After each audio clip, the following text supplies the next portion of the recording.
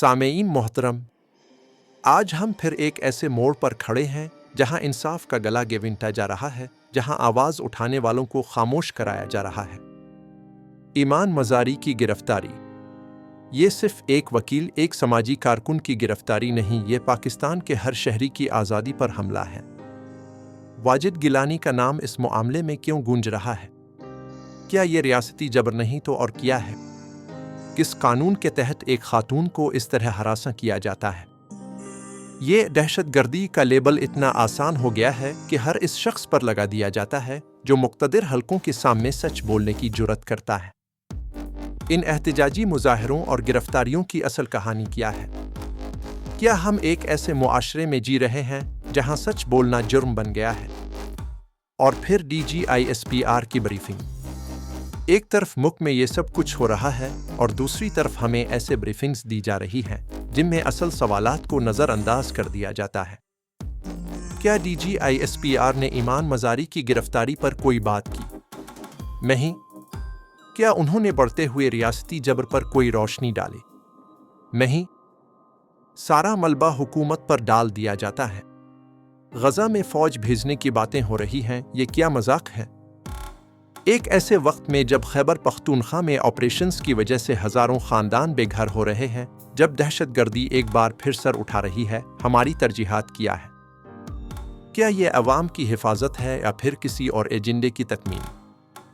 صدر ٹرمپ نے ایک بورڈ آف پیس بنایا ہے غزہ کے لیے، اور ہماری حکومت اس میں شامل ہونے کے لیے بے تاب ہے۔ کیا یہ خوشامد نہیں؟ کیا یہ مجبوری کا سودا نہیں؟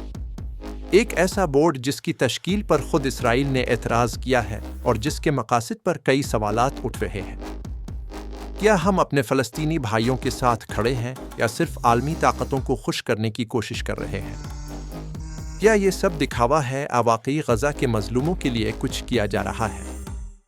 فوجی حکمت عملی پر تنقید۔ ہم کب تک آنکھیں بند کیے رہیں گے؟ انڈیا ہمارے پانی پر ڈاکہ ڈال رہا ہے، کشمیر پر اس کا جبر جاری ہے اور ہماری طرف سے مکمل خاموشی۔ کیوں؟ کیا ہماری کوئی حکمت عملی نہیں؟ کیا ہم نے کشمیر کو تقدیر کے حوالے کر دیا ہے؟ پھر ہماری ترجیحات کچھ اور ہو گئی ہے؟ یہ سوال آج ہر پاکستانی کے ذہن میں گونج رہا ہے۔ یہ کیسی غلامی کا مشورہ دیا جا رہا ہے؟ اچھے غلام بن جاؤ اور انقلاب لے آؤ۔ کیا ہمارے پاس صرف یہی دو راستے ہیں؟ کیا ایک آزاد اور خود مختار قوم کے طور پر ہمارے پاس کوئی اور راستہ نہیں؟ کون ہے جو ہمیں یہ مشورہ دے رہا ہے اور اس کے پیچھے کیا مقاصد ہیں؟ کیا ہمیں اپنی تدبیر کا فیصلہ دوسروں کے ہاتھوں میں دے دینا چاہیے؟ پھر ہمیں اپنے حقوق کے لیے لڑنا ہوگا، ایک حقیقی انقلاب کے لیے کھڑا ہونا ہوگا۔ مولانا فضل الرحمان۔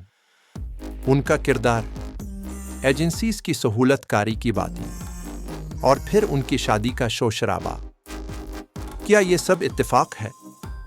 پھر یہ سب ایک سوچے سمجھے منصوبے کا حصہ ہے تاکہ عوام کی توجہ اصل مسائل سے ہٹائی جا سکے۔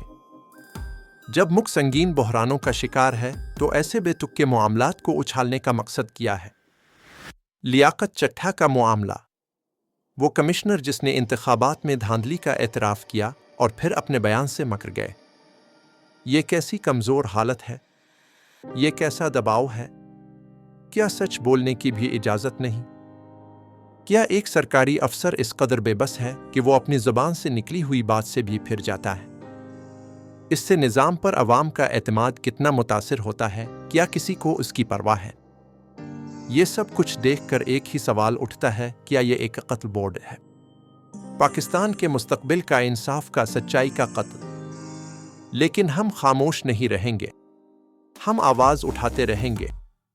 PTI انسائڈر UK کے اس چینل کو سبسکرائب کریں، لائک کریں اور کمنٹ کرنا مت بھولی تاکہ آپ کو مزید معلومات مل سکیں اور یہ پیغام ہر پاکستانی تک پہنچ سکے۔